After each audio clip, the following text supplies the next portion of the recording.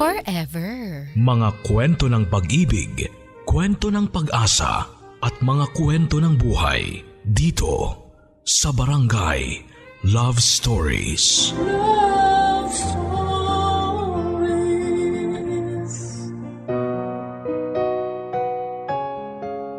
Ang paglalaro nga ba ng apoy ang pwedeng magpabalik ng init sa isang relasyon? O magiging sanhi lamang ito ng tuluyang pagkasira ng tiwala at relasyon ng dalawang taong nagmamahalan?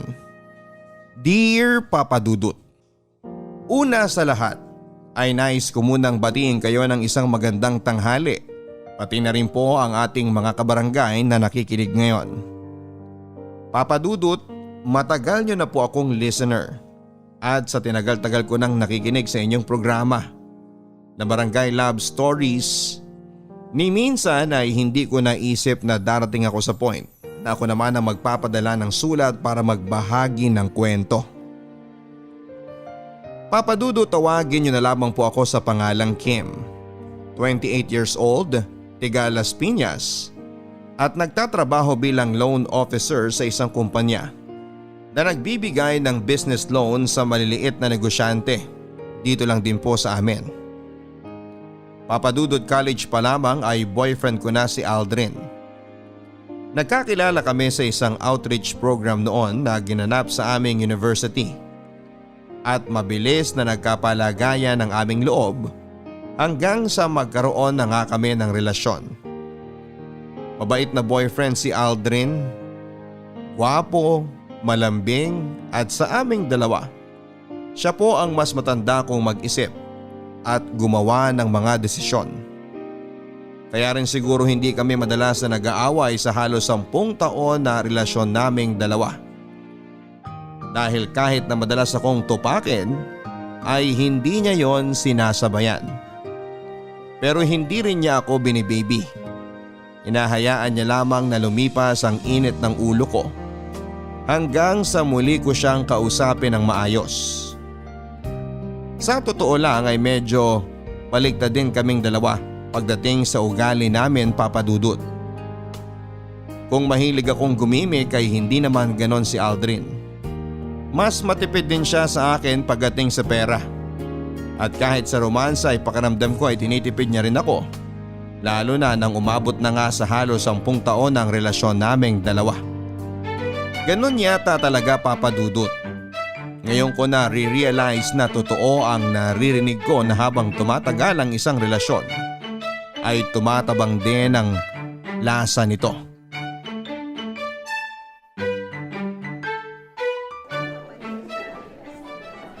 Ay, ang boring naman talaga dito. Uy, Kim! Ano binubulong-bulong mo dyan? At may pabuntong hininga ka pa talagang malalim, ha? Wala lang. Parang ang boring lang kasi dito sa family gathering ni na Aldrin. Mabuti na lang talaga sinama kita dito. Kung hindi, baka nakatulog na ako dito sa kinauupuan ko. Mabuti na lang talaga kasi ang dami palang pagkain dito. Ikaw talaga, Wena. Basta pagkain ng pinag-uusapan, game na game ka. Ganon talaga. Grasya to eh, tatanggihan ko pa ba? Wena, may tanong ako. Di ba matagal na rin kayo ng boyfriend mo? Medyo. Magsi-celebrate na kami ng 7th anniversary namin next month. Ang tagal niyo na rin talaga, no? Nakakatuwa naman. Pero matanong ko lang ha, ni minsan ba hindi ka nakaramdam ng pagkasawa sa relasyon ninyong dalawa? Hindi. Minsan nga kahit halos araw-araw na kami nagkikita, namimiss ko pa rin siya eh. Kaya nga gusto ko lagi niya akong tinatawagan eh kasi marinig ko lang ang boses ng boyfriend ko buo ng araw ko. Teka, bakit mo natanong yan? Huwag mo sabihin nagsasawa ka na sa relasyon niyo ni Aldrin. Sa totoo lang, hindi ko alam eh. Siguro medyo nga pero sigurado naman ako na mahal ko pa rin si Aldrin. Eh ano palang issue mo sa relasyon yung dalawa? Para kasing paulit-ulit na lang yung ginagawa namin eh. Yung pagsundo niya sa akin, paghatid niya sa akin, pagdi-dinner date namin. Ay nako, kulang na nga lang pati yung pagsisex namin bigyan niya ng schedule. Seryoso ka ba dyan? Ang masabing hindi ka madalas pagbigyan ni Aldrin. Hindi naman sa ganun, kaya lang paulit-ulit na nga lang ang ginagawa namin. Kahit nga yung posisyon na ginagawa namin sa kama, ay nako, kabisado ko na. Alam mo yun, yung nakakasawa na kasi palaging sa hotel o sa kwarto lang namin ginagawa ni Aldrin yung bagay na yun. Saan mo pala gustong gawin yon? Sa mall? Sa park? Sa lugar na maraming tao? Baliw! Siyempre, hindi sa mga ganong klaseng lugar. Ano ka ba? Pero pwede naman kasi sa kotse niya, sa loob ng sinehan, o kaya dun sa lugar na, alam mo yun, yung may thrill. Ay naku Kim, ang babaw ng problema mo. Kung ako sa'yo, sabihin mo na lang sa boyfriend mo yung issue mo kaysa mag-isip ka pa ng kung ano-ano dyan. Dahil baka mamaya lumaki lang yung issue na yan nang hindi niya man lang nalalaman na may problema ka na pala sa kanya. Ay, sandali nga at kukuha muna ako ng leche flan at parang gusto ko ng matamis. Naaalatan ako sa kwento mo eh.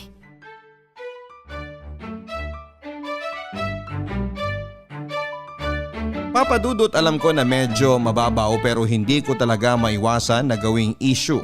Pati na ang ginagawa namin ni Aldrin pagdating sa kama. Aaminin ko na sobrang boring niya talaga sa kama. Ni hindi na nga po ako nakakahirit ng isa pa pagkatapos namin gawin ang bagay na yon. Sasabihin niya pa na ayos na raw ang isang beses sa 2 linggo o minsan ay umaabot pa ng 1 buwan. Mabuti sana kung nasusulit namin ang 1 beses na yon pero hindi talaga. Dahil mabilis pong mapagod si Aldrin pagdating sa romansahan. In short ay wala po siyang ka-effort, walang kwenta. Papadudot, minsan naman ay kinausap ko na si Aldrin tungkol sa bagay na yon. Pero kagaya ng inaasahan ko, sinabi niya lang na masyadong mababaw ang usaping sex pagdating sa relasyon. Minsan din ay sinubukan kong romansahin siya habang nanonood kami ng sine. Pero sinaway niya lang ang ginagawa ko at sinabing baka may ibang makakita sa amin at magskandalo pa kami. Papadudot, hindi naman talaga ako yung tipo ng babae na mahilig makipagtalik. Siguro ay alam ko lang na may kulang sa relasyon namin ni Aldrin. At yun ang thrill na pwedeng magpa-excite sa aming dalawa sa bawat oras na magkasama kami.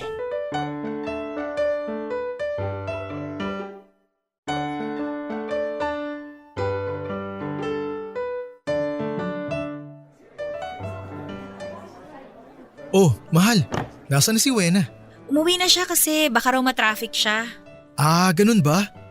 Sayang naman. Hindi ko man lang siya naipagbalot ng ibang pagkain na handa namin. Ay, mahal. Pasensya na kung sobrang busy ko dito sa family gathering namin ha. Ako lang kasi halos ang tumutulong kina mami. Wala yun, huwag mo isipin yun, mahal. Teka, nasan pala yung kapatid mo? Ay, hindi ko nga alam eh. Kanina lang nandyan yun, nakikipag-inuman sa mga pinsan ko tapos bigla na lang nawala. Aldrin anak, pakitulungan mo naman ako dito sa kusina na magpalit ng tangke ng LPG. Naubusan kasi ako habang nagluluto. Ay, sige po mami. Mahal, punta muna ako sa kusina sandali ha. Hiramin ko lang saglit tong si Aldrin, Kim ha. Ibabalik ko din kagad. Sige lang po tita, hindi naman po ako naiinip dito sa pwesto ko. Ay nako, anong oras pa kaya ako ihahatid ni Aldrin pa uwi? Nakakainip na talaga. Family gathering to ah. Pero bakit parang pang Semana Santa yung mukha mo? Ikaw pala yan, Russell. Ay, ang totoo, kanina pa kasi ako naiinip dito sa inyo. Gustong-gusto ko nang umuwi, pero ang tagal naman akong ihatid ng kuya mo. Teka, saan ka ba galing? Sabi ni Aldrin, kanina ka pa raw niya hinahanap ah. Sa kapitbahay lang. Nakipag-inuman muna ako doon kasi ayaw na akong bigyan ng alak ni na mami eh. Paano ka naman nila pagbibigyan pa na uminom? Konti na lang, tutumba ka na dyan sa kinauupuan mo. Wala siya. Di pa ako lasing no. Kahit kumuha ka pa ng isang case ng beer, mauuna ka pang malasing sa akin. As if namang mapapataob mo ko sa inuman. Baka nga nakakaapat na bote ka pa lang, nakasampu na ako, no? Ang yabang mo rin magsalita pagdating sa inuman ha. Pero ayos ka rin pala kausap no? Bakit mo naman nasabi yan? Ano bang tingin mo sa akin? Artista na mahirap lapitan at kausapin? Artistahin na masarap kausap. Swerte talaga ni Kuya Aldrin sa'yo. Pero dapat, hindi kanya hinayaan na mag-isa dito eh.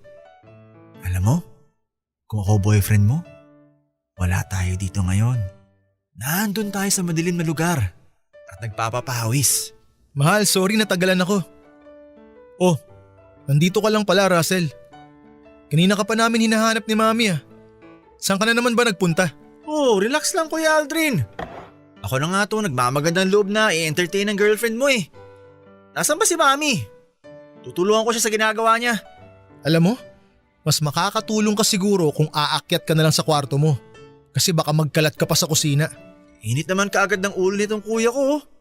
Papasok na nga lang ako sa loob na makatulog ng maaga. Uy Kim, yung deal natin ha, gawin natin next time. Sige ba? Anong deal yung sinasabi ni Russell, mahal? Hindi ko rin alam eh. Sinakyan ko na lang kasi mukhang lasing na siya. Mahal, hatid mo na ako sa amin oh. Medyo gumagabi na rin kasi eh. Baka mahirapan ka pang makabalik dito sa inyo. Ay, sige mahal. Sandali lang ha. Kukunin ko lang yung susi ng sasakyan.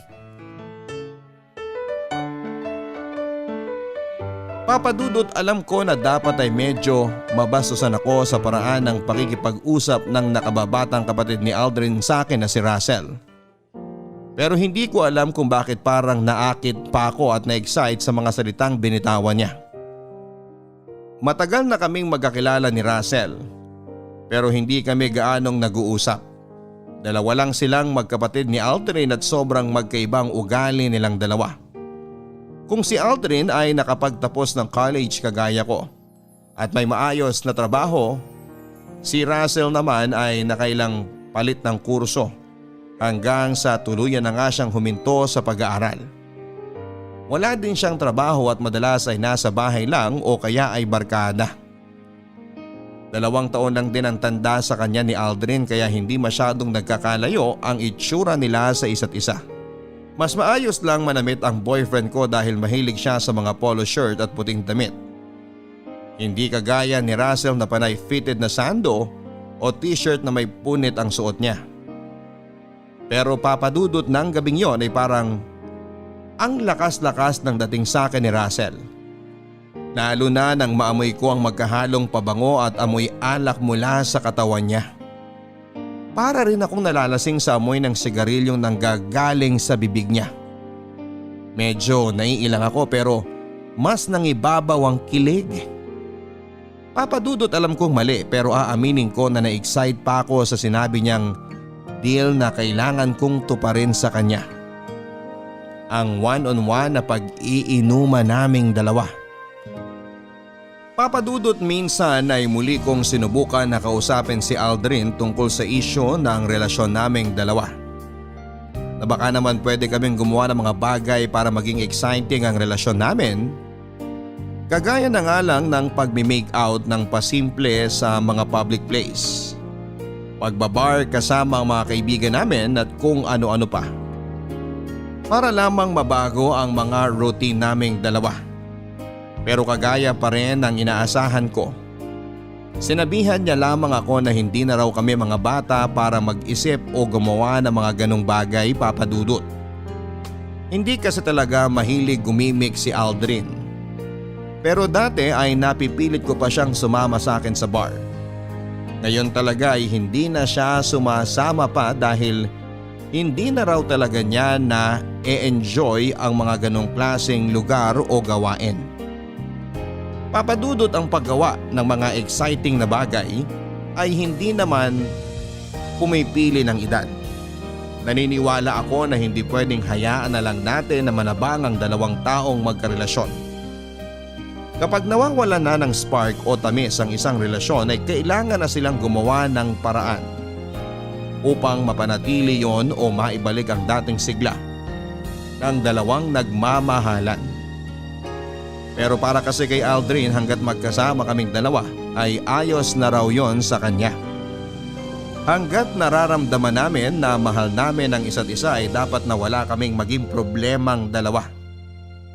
Kaya lang papadudot minsan kasi hindi sapat na puro pagmamahalang. Dapat ibalik pa rin ang dating tamis at excitement na minsan naming naramdaman noong bago pa lamang kami na magkarelasyon ni Aldrin. Papadudot nang umalis si Aldrin para umattend ang out of town seminar nila sa trabaho ay para akong nakawala bigla sa hawla.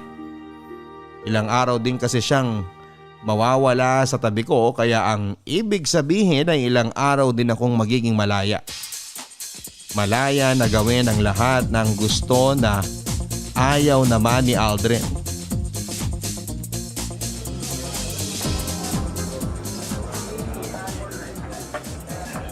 Mahal, nandiyan ka pa rin ba sa bar?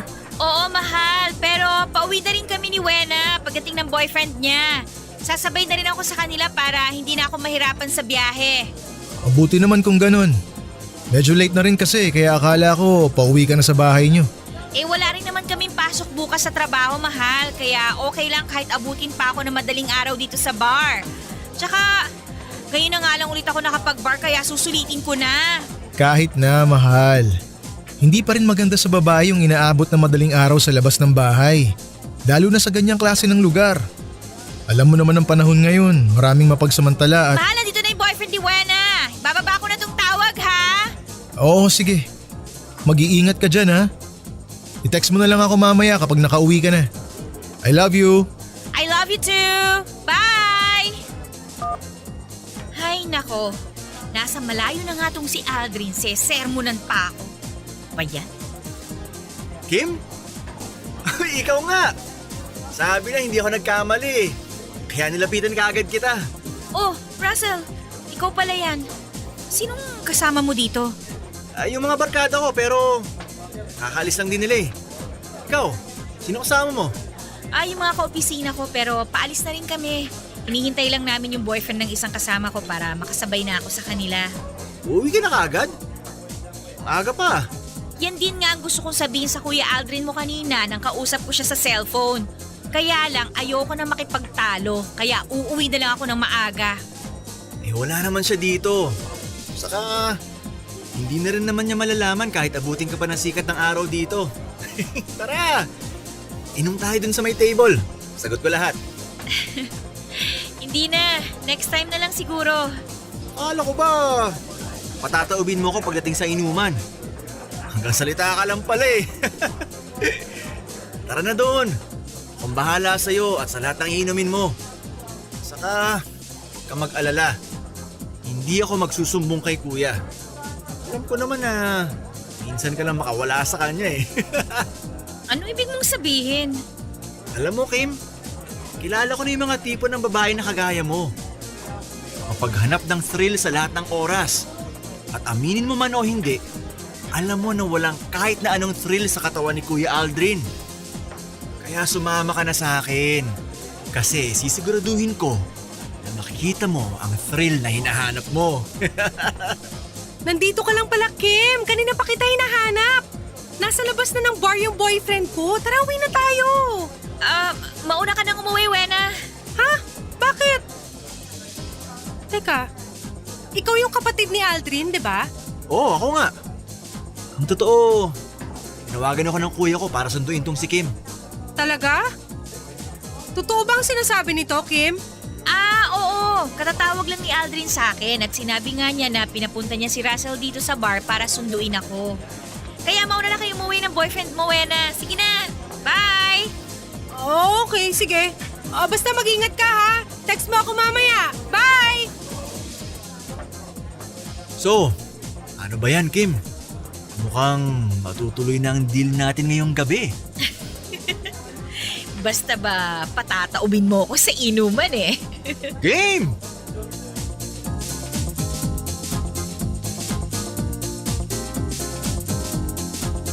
Papadudot hindi ko alam kung bakit bigla kong sinakyan ang pagsisinungaling ni Russell sa kaibigan ko na si Wena.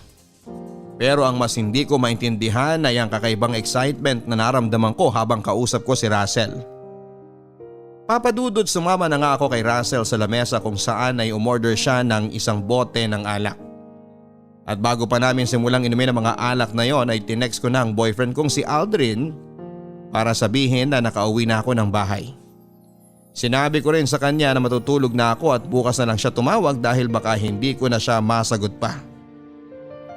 Papadudot, masarap namang kakwentuhan at kainuman si Russell. Marami kaming iba't ibang topic na napag-usapan kagaya na lang ng pagiging seryosong kuya sa kanya ni Aldrin na minsan daw ay feeling tatay na sa bahay nila. Ang pagiging pasaway niya kahit ang totoo ay ginagawa niya lang naman daw ang gusto niya sa buhay at kung ano-ano pa na tungkol sa kanilang magkapatid. Bukod sa topic na yon ay napupunta rin sa sex life ang usapan naming dalawa. At dahil medyo tinatamaan na nga ako ng spirito ng alak ay nagagawa ko ng sakyan ang topic na yon kahit alam ko na medyo nagiging sensitibo na talaga.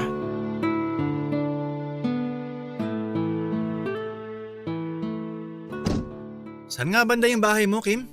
Sabi nang ayoko pang umuwi. Sabi mo order pa tayo ng ilang bote. Bakit dinala mo na ako dito sa kotse mo? Kasi lasing na lasing ka na. Wala lang lasing dito. Kung gusto mo, lumipat pa tayo ng ibang bar. Tara! Ako naman ang taya! Alam mo, ang lakas-lakas mong maghamon ng inuman pero ang bilis mo namang palang malasing. Kulit mo din, no? Wala ngang lasing dito. Kaya mag-drive ka na at maghanap tayo ng ibang bar. Hindi na tayo pupunta sa ibang bar dahil madaling araw na. Baka mamaya bigla pa tumawag si Kuya Aldrin sa'yo. Malaman niya na lasing ka tapos magkasama pa tayo. Pareho tayong malalagot sa kanya. Kaya ibigay mo na sa akin yung address mo at ihahatid na kita pa uwi sa inyo. Wala ka pala eh. Takot ka rin pala sa kuya mo eh. Lakas-lakas mo pang mang-asar kanina.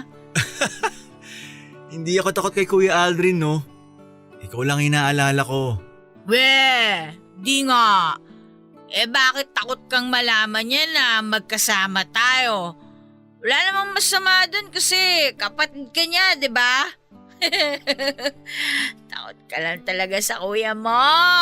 Woo! Hindi nga ako takot sa kanya. Kung alam mo lang, kanina pa ako nagtitimpi sa'yo dito sa loob ng kotse ko. Ano yun? Ba't mo bulong-bulong ka na dyan? Alam mo, wala tayong mararating kapag nakaupo ka lang dyan. Ay, sige na nga. Mukhang mahina naman talaga eh. Mag-drive ka na. Hatid mo na lang ako sa amin kasi parang wala na talaga ako mapapala sa'yo eh. Huwag mo akong hinahamon, ha? Wow! Naging biglang palaban na! Alam mo, Kim, nakainom din ako, ha? Kapag hindi mo pa sinabi sa akin ang address ng bahay mo, sige ka, baka may gawin na ako masama dito sa'yo sa kotse ko. Talaga? Gaano kasarap naman yung masama na gusto mong gawin sa akin? Ay. Alam mo, ibigay mo na lang ang address mo bago ko pa makalimutan na girlfriend ka ng kapatid ko. Grabe! Kala ko pa naman, palaban ka talaga. Wala! Mahina ka talaga, Russell! Weak! Woo! Sinasabi ko na sa'yo, ha, wag ako. Kasi kanina pa talaga ako pigil na pigil sa'yo. Puro ka naman salita eh. Kulang ka naman sa...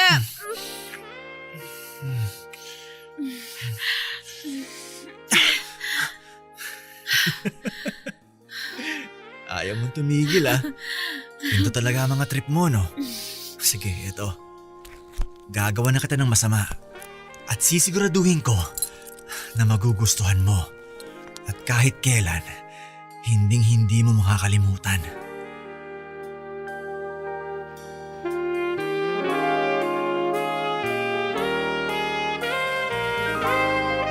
Papadudot sa kauna-unahang pagkakataon ay nakagawa ako ng kasalanan sa boyfriend ko ng gabing yon. At sa mismong nag-iisang kapatid niya pang si Russell. Hindi ko na rin talaga napigilan ang sarili ko dahil sa kalasingan at sa spirito ng alak na ininom namin ni Russell. Mabuti na lang at tinted ang bintana ng kotse niya at walang masyadong tao sa labas. Pagkatapos pa nga ng nangyari sa amin sa loob ng kotse niya ay nag-check-in pa kami sa pinakamalapit na motel. At doon ay ilang ulit pa naming ginawa ang isang napakasarap na kasalanan. Papadudot sa umpisa pa lamang ay alam kong mali na ang pinasok ko na sitwasyon. Pero ngayon ko lang po aaminin na sobrang nag-enjoy ako kasama si Russell sa kama. Lahat yata ng nasa isip ko na dati ay ini-imagine at napapanood ko lamang ay ginawa naming dalawa. Yung mga bagay na ni minsan ay hindi namin sinubukang gawin ng boyfriend ko si Aldrin. Kaya naman parang kulang na kulang ang isang oras naming magkasama ni Russell para mas lalong ma-enjoy ang bawat sandali. Papadudot sobrang layo po talaga ng personality ni Russell sa kapatid niyang si Aldrin. Kung sa aming dalawa ni Aldrin ay ako ang palaging humihirit na muling may mangyari sa aming dalawa. Kay Russell naman ay halos sumuko na po talaga ang katawan ko. This time ay aaminin ko na sa larong ginawa namin ni Russell ay ako ang sumuko at natalo sa aming dalawa. Papadudot ng magising ako at medyo nahimasmasan na mula sa kalasingan ko ay parang nahimasmasan din ang utak ko mula sa pagkakamaling nagawa ko. Lalo na nang makita ko sa tabi ko ang hubot-hubad na si Russell na humihilik pa. Kagad kong hinanap ang cellphone ko at chinek ang mga text o tawag sa akin ni Aldrin dahil mataas na ang sikat ng araw ng mga oras na yon. Mabuti na lang at ang huling text niya sa akin ay tawagan ko lamang daw siya kapag nagising ako dahil mukhang tulog na tulog pa raw ako. Tinawagan ko kaagad siya at sinabi ko na kagigising ko lamang at masakit ang ulo ko dahil sa hangover. Kahit ang totoo ay masakit ang buong katawan ko dahil sa buong magdamag naming paglalaro ng kapatid niya. Papadudot ng matapos ang pag-uusap namin ni Aldrin ay nakita ko si Russell na gising na at nakangisi habang nakatingin sa akin na para bang nangaasar. Tinanong niya pa ako kung nag-enjoy ba ako sa ginawa namin. Sabay bawi at sabi na hindi na raw pala kailangang tanungin yon dahil halata naman daw sa mga ungol at sigaw ko habang ginagawa namin yon sa buong magdamag. Papadudot medyo naiinis ako sa sinabi niya at kagad na akong nagbihes at inayos sa mga gamit ko. Nakiusap din ako kay Russell na sana ay hindi na makarating sa kapatid niya ang nangyari sa aming dalawa na sinang-ayunan naman niya. Hindi na rin ako nagpahatid pa sa kanya pa uwi dahil mukhang wala pa siyang balak na bumangon at magbihes. Sinubukan niya pa nga na humirit pa sa akin na muling may mangyari sa amin na tinanggihan ko na kaagad. Mabilis na akong umalis sa motel na yon habang nakakaramdam ng labis na pagsisisi sa kasalanang ginawa ko kasama ang kapatid ng boyfriend ko.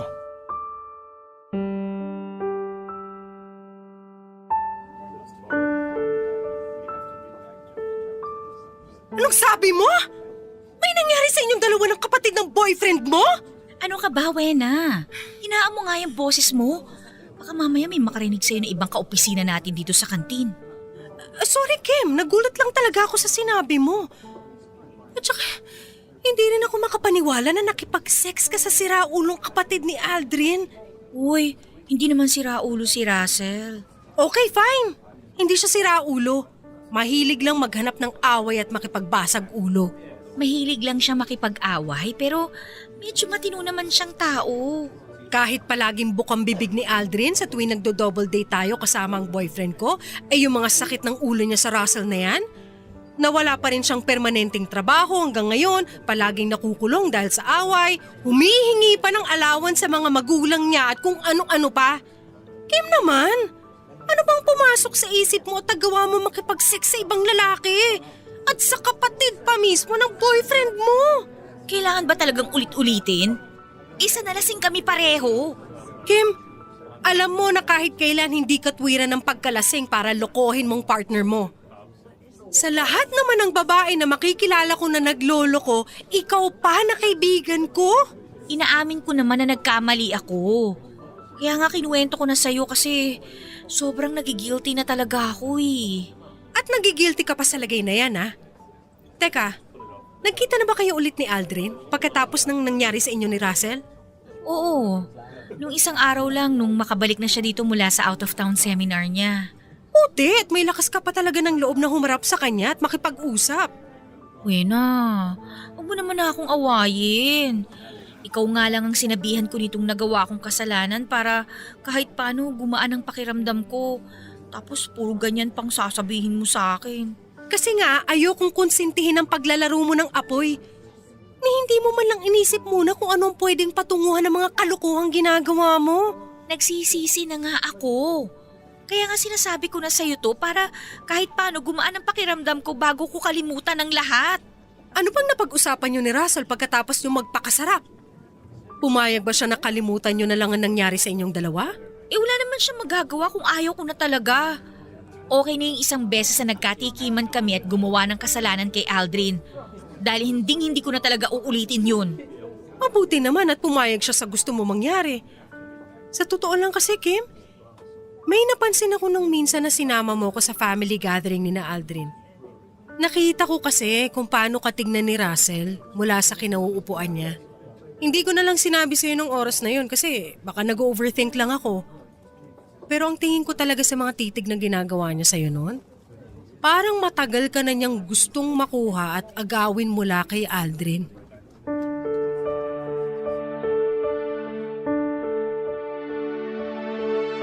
Papadudot sa totoo lang din ay medyo kinakabahan ako sa huling parte ng sinabi ni Wena tungkol kay Russell. Aaminin ko na dati ko na ring napapansin na mga kakaibang tingin sa akin ni Russell tuwing dinadala ako ni Aldrin sa bahay nila. Yung mga kakaibang ngiti niya sa tuwing magkakasalubong ang mga mata naming dalawa. Hindi ko na lang binigyan pa ng pansin o mali siya dahil kagaya ng sinabi ni Wena, naisip ko rin noon na baka nagiging masyado lang akong mapag-isip o malisyosa sa mga bawat kilos ni Russell. Hanggang sa magkasama na nga kami at nakagawa ng isang malaking kasalanan. Papadudot natatandaan ko rin na sa bawat oras na sabay kaming nakakaraos ni Russell noong araw na naglalaro kami ng apoy. Paulit-ulit niyang binubulong na sana sa kanya na lang daw ako.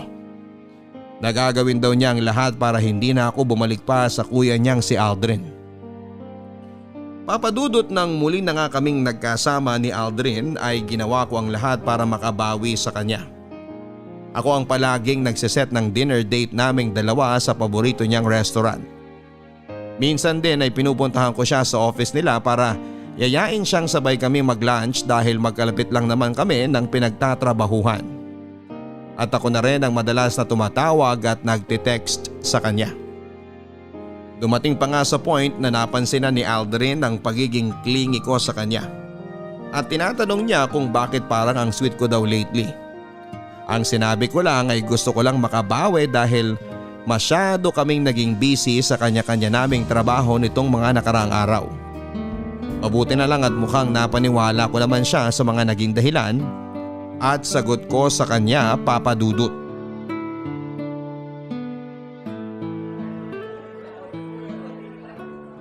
Mahal, magsi-CR lang ako sandali ah. Ikaw na pumili sa menu ng gusto mo para sa dinner natin. Ha? Balik ako agad. Sige, mahal. Ano kayang masarap para sa dinner ngayon? Gulay na lang siguro tsaka seafood. Okay na to? Oh, sino tong tumatawag at hindi nakasave sa cellphone ko ang number?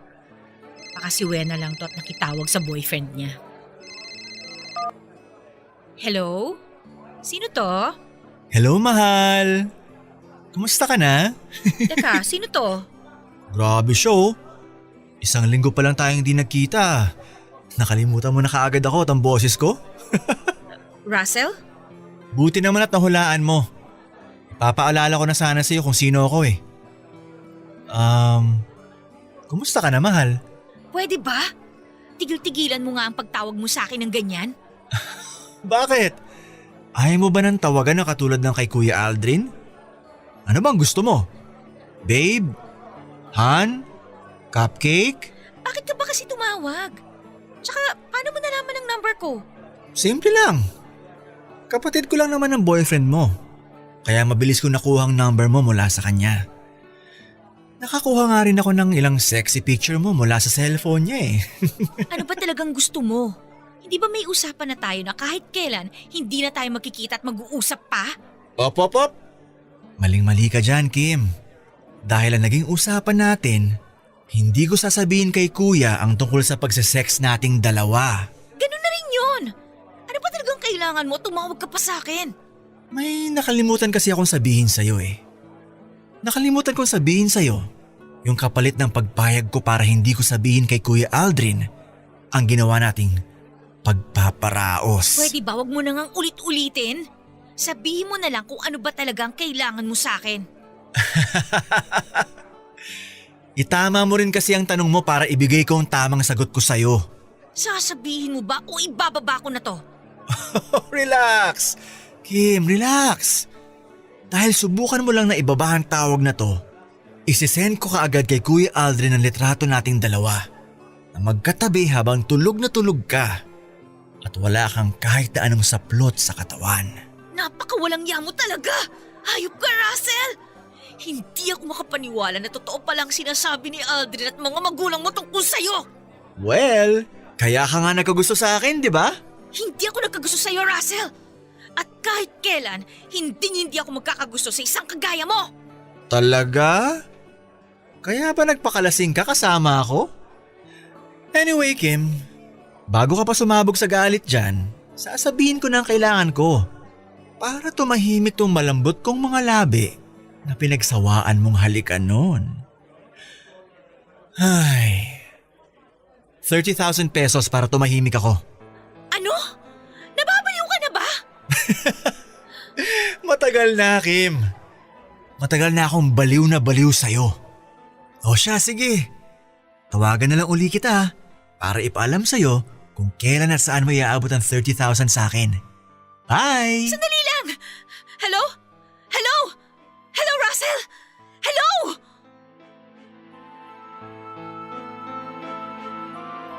Papadudot, hindi ako makapaniwala sa mga sinabi ni Russell ng oras na yon. Lalo na sa kapalit na hinihingi niya sa akin. Ramdam ko ang pamumula ko at pag-init ng buong mukha ko dahil sa naramdaman kong matinding galit at inis sa kanya. Ilang beses pa akong huminga ng malalim para lang marelax ko ang sarili ko. Mabuti na lamang kahit paano nang makabalik si Aldrin sa upuan ay hindi na niya napansin ang pamumula ng mukha ko sa galit at pamumutla ng mga labi ko sa kaba. Kaya lang tuluyan na akong nawala ng ganang kumain kaya hindi na rin ako naka-order pa. Nagtaka pa nga si Aldrin nang malaman niyang hindi pa pala ako nakakapili ng pagkain nang makabalik siya. Kaya binigay ko na lang sa kanya ang menu at siya na ang pinapili ko sa mga kakainin namin para sa gabi na yon na halos hindi ko na rin naman nalasahan. Papadudot nang makauwi ako sa bahay ay saka ako naiyak sa galit at takot na naramdaman ko. Galit para kay Russell sa ginagawa niyang pang-blackmail sa akin at pati na rin sa sarili ko dahil nagawa kong lokohin ng boyfriend ko gamit pa ang sarili niyang kapatid. Pero papadudot mas nangibabaw po ang takot sa naramdaman ko ng gabing yon. Takot na baka kapag nalaman ni Aldrin ang lahat ay hindi na niya ako mapatawad pa sa nagawa kong kasalanan at tuluyan na siyang mawala mula sa akin, Papadudot. Papadudot, ayoko talagang isave ang number na ginamit ni Russell para tawagan ako. Pero para hindi na ako kabahan kapag may unregistered number na tumatawag sa akin ay ginawa ko ng lagyan ng pangalan ang number niya. Pero ilang araw din siyang hindi na ulit nagparamdam sa akin. Hanggang sa nakatanggap ako ng text mula sa kanya na may impormasyon kung saan at kailan kami magkikita para maibigay ko ang hinihingi niyang pera. Papadudot nag-reply ako sa kanya at tinanong ko ang bank account number niya para sana hindi na ako makipagkita pa sa kanya dahil plano ko nang i-transfer na lang ang pera. Pero wala akong reply na nakuha mula sa kanya. Sinubukan ko rin siyang tawagan pero hindi siya sumasagot sa akin. Papadudot wala na talaga akong balak na makipagkita pa kay Russell o tumupad pa sa pagbibigay ng perang hinihingi niya. Pero isang message ang natanggap ko sa Facebook account ko mula sa kanya. Isang message kung saan ay pinadala niya sa akin ang litrato naming dalawa na magkatabi sa kama at mahimbing akong natutulog habang nakayakap sa hubad niyang katawan.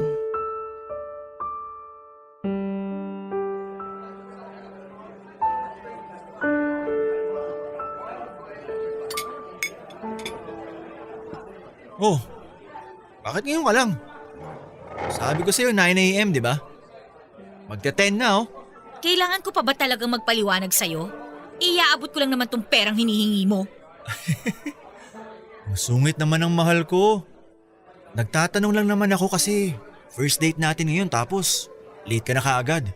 Sabi na wag mo kong tinatawag na mahal eh. Tsaka pwede ba? Hindi date tong ginagawa natin ha? Ay, talaga ba? Eh di ba kapag ang lalaki at babae nakikita sa isang restaurant, ang tawag doon date?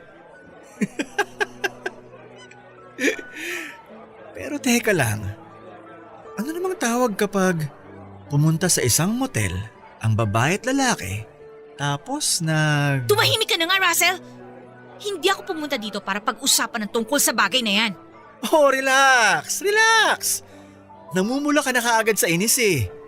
Lalo ka tuloy nagiging cute sa paningin ko. Kunin mo na nga lang tong pera para makaalis na ako dito. Mamaya mo na ibigay yan. Makain pa ako. Eto, kumain ka na rin muna. Kahit kailan, hindi ako gaganahang kumain kung ikaw lang din ang kasama ko. Ang dami mong arte. Ikaw din naman na magbabayad ng lahat ng in-order ko na to eh. Ano? Bakit ako? So wala na akong pera. Kaya nga ako humihingi ng 30,000 pang allowance ko. Bakit kaya hindi ka na lang maghanap ng trabaho para hindi ka na umaasa kay Aldrin o sa mga magulang ninyong dalawa? Tapos ngayon idadamay mo pa ako sa katamaran mo? Bakit hindi mo na lang gayahin ang kapatid mo na responsable sa buhay at pamilya? Responsable nga sa pamilya. Pero hindi naman sa girlfriend niya. Oh, bakit hindi ka nakapagsalita dyan? Totoo sinabi ko, di ba? Sa sobrang pabibo ni Kuya Aldrin sa mga magulang ko at sa ibang kamag-anak namin, nawalan na siya ng panahon sa'yo. Kaya siya naiiputan sa ulo eh. Tumahimik ka na nga! Kunin mo na tong pera at aalis na ako dahil hindi na ako makatagal pagkaharap at kausap ka! Op! Sandali lang. At baka makalimutan ko na naman i-remind sa'yo ang gusto kong sabihin. Ano na naman ba yun, Russell? Sasabihin ko lang sa'yo na down payment lang itong binigay mo sa akin para tumahimik ako. In short, kulang pa to. Ano? Nababaliw ka na talaga, no? Matagal nang Hakim. Uulitin ko pa ba? First and last na to, Russell. At kahit kailan, hindi na ako magbibigay ng pera sa'yo. O di sige. Ganito na lang. Kung talagang kuripot ka din, kagaya ni Kuya Aldrin, hindi na uli ako hihingi ng pera sa'yo. Basta, sasama ka uli sa akin sa motel sa susunod na linggo. Gago ka talaga, no? Kahit kailan, hindi ko na ulit-ulitin ang pagkakamali ko na yon. Kahit ilang ulit mong sinigaw na sarap ka sa lahat ng ginagawa ko sa'yo? Pwede ba, Kim? Huwag ka na nga mag-inarte dyan. Mamili ka na lang. Magbibigay ka ng pera? O may mangyayari ulit sa ating dalawa?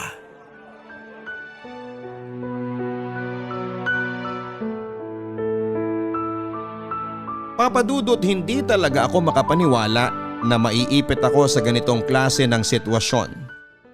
Alam ko naman talaga na ako at ang pagiging mapaghanap ko ang naging dahilan para gawin sa akin ni Russell ang bagay na to. Pero lahat po yun ay labis ko ng pinagsisisihan. Kaya nga po kesa pumayag ako na ulitin namin ang kasalanan na ginawa namin ni Russell ay nagbigay na lang ulit ako ng pera sa kanya pagkalipas ng 2 linggo. Papadudod sa takot nga po na malaman ni Aldrin ng tungkol sa ginawa namin ni Russell ay ilang beses pa ako nagabot ng pera sa kapatid niya dahil hindi pa rin siya humihinto sa pangba-blackmail sa akin. At sa totoo lang habang tumatagal ay mas lalo kong nararamdaman na mahal ko talaga si Aldrin. Dumating ako sa point na unti-unti kong naaalala ang mga dahilan kung bakit ko nga ba siya minahal at kung bakit ako tumagal sa halos 10 taon na relasyon naming dalawa. Yon ay dahil tanggap ko naman talaga ang lahat ng imperfection sa boyfriend ko. At alam ko na ganun din siya sa akin. Kaya gagawin ko ang lahat para hindi malaman ni Aldrin ang tungkol sa ginawa namin ni Russell. Hindi ko hahayaan na mawala siya sa akin. Salamat sa paghatid sa akin dito sa bahay, mahal ha. Pasok na ako. Hindi na kita yayayain sa loob kasi gusto ko na rin makapagpahinga ng maaga. Sandali, mahal. O bakit? Gusto mo bang magkape muna? Sorry kasi pagod talaga ako ngayon sa trabaho kaya gusto ko matulog ng maaga. Okay ka lang ba? Tayong dalawa. Okay lang ba tayo? Oo naman. Bakit naman tayo hindi magiging okay? Tsaka mahal, kung may gusto kang sabihin ngayon, pwede bang diretsuhin mo na lang ako? Gusto ko na kasi talaga magpahinga. Ako, wala akong gustong sabihin sa'yo. Pero baka ikaw meron. Ay, mahal, napansin ko kasi na parang ang cold mo nitong mga nakaraang linggo. Tapos hindi ka na sumasama sa family dinner namin. Naiintindihan ko naman na busy ka sa trabaho. Pero nagtataka lang ako kung paano ka nagkaroon ng time para makipagkita sa kapatid ko na si Russell. Ha? Nakita ko kayo magkasama sa isang restaurant noong 1 linggo. Nung sinabi mo na may lakad kayong dalawa ni Wena, naalala mo? Tapos nakita ka raw ni Mama na kasama mo si Russell nung 1 buwan. Hindi pa nga ako naniwala nun eh. Kasi malabo na ang mga mata ni Mama. Kaya kinontra ko na lang yung sinabi niya. Tsaka ang sabi mo kasi sa akin nun, sasamahan mo ang lola mo na magpa-check up. Ayaw mo pa nga nasamahan ko kayo eh, kaya hindi tayo nagkita nung araw na yun. Kim, kung wala kang tinatago sa akin, bakit nagsisinungaling ka pa tuwing magkikita kayong dalawa ni Russell? Tsaka, bakit kayo nagkikitang dalawa? Aldrin, I'm sorry. Teka, bakit ka nagsusorry? Sabihin mo nga sa akin, may relasyon ba kayong dalawa ng kapatid ko? Siyempre wala, dahil ikaw ang mahal ko. Ayoko naman talagang makipagkita sa kanya, kaya lang… Kaya lang ano? Anong dahilan at nagkikita kayong dalawa? Kaya lang binablockmail niya ako eh. Ha? Anong ibig mong sabihin? Linawin mo nga ang sinasabi mo, Kim. May nangyari sa aming dalawa ni Russell. Ano? Anong sabi mo? Hindi. Nagsisinungaling ka lang, di ba? Kasasabi mo lang na wala kayong relasyon at ako ang mahal mo. Pero ano to?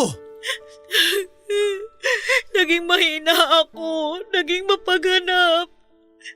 At nung gabing malasing ako, si Russell yung kasama ko. Sa kanya ko nagawa yung bagay na ayaw mong gawin nating dalawa. Nang dahil lang doon? Nakipag-sex ka sa kapatid ko? Gago, Kim, ang babaw mo! Napakababaw ng dahilan mo!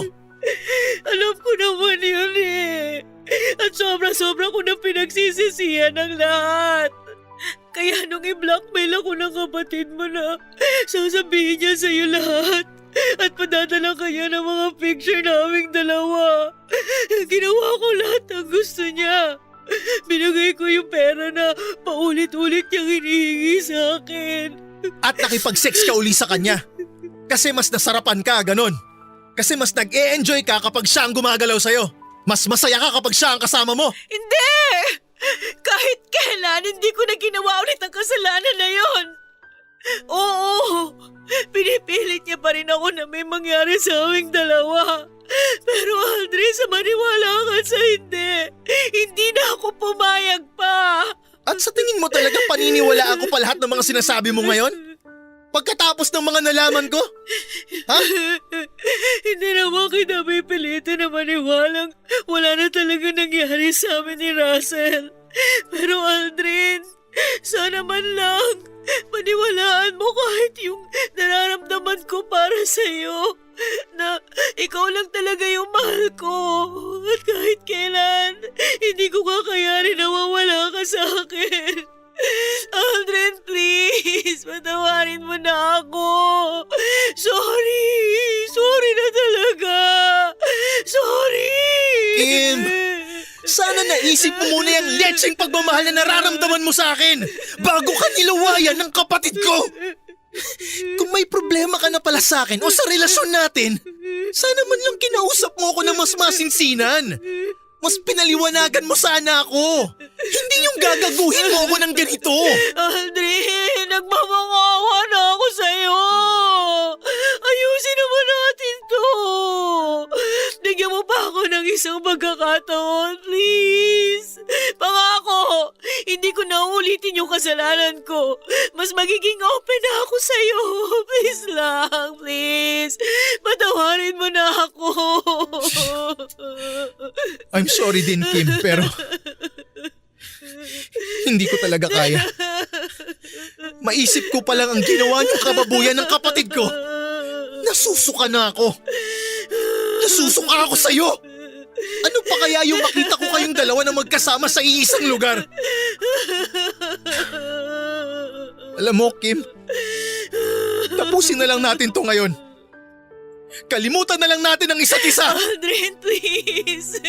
Huwag kang umalis. Huwag ka susunod. Huwag kang umalis. Mag-usap muna tayo, please. Panawarin mo na ako. Pinagsisisihan ko na ang lahat. Aldrin! Aldrin! Bahala ka sa buhay mo, gago!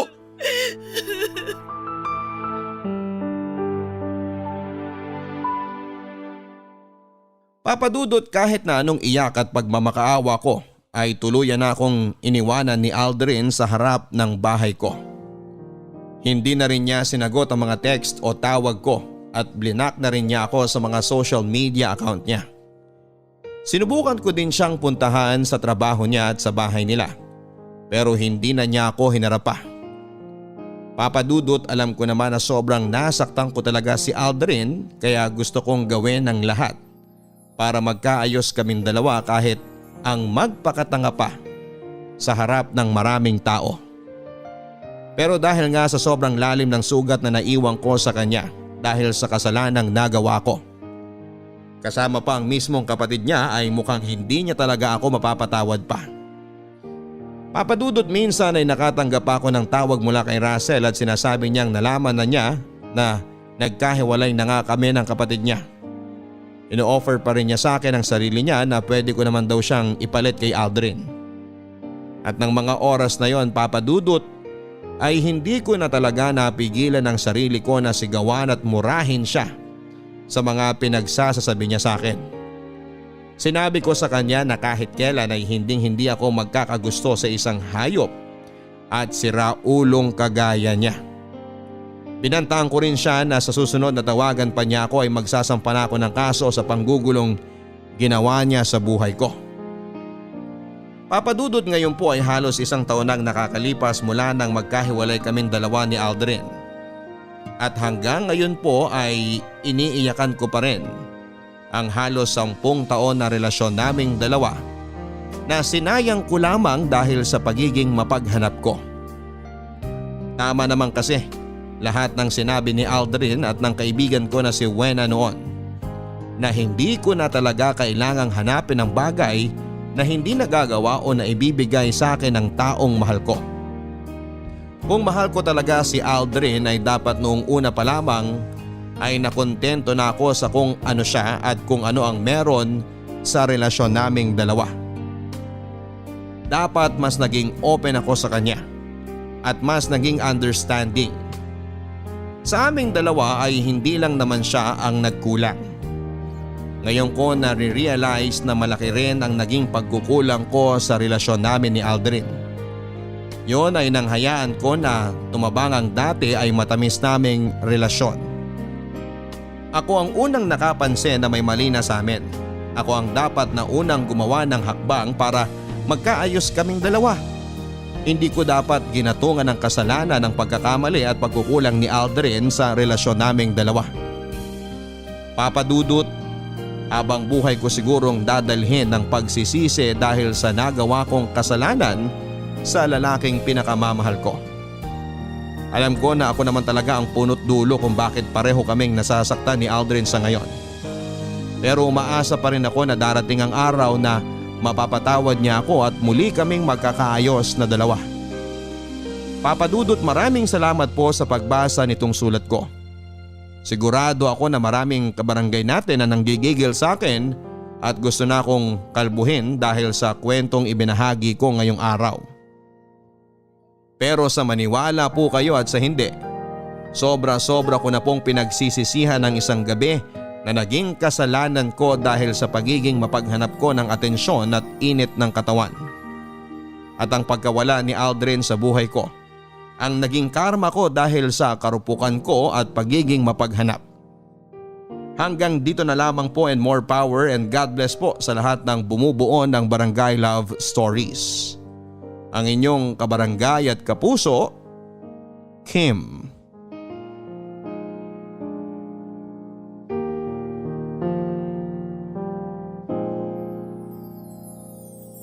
Mga kwento ng pag-ibig, kwento ng pag-asa at mga kwento ng buhay dito sa Barangay Love Stories. Love Stories. Forever.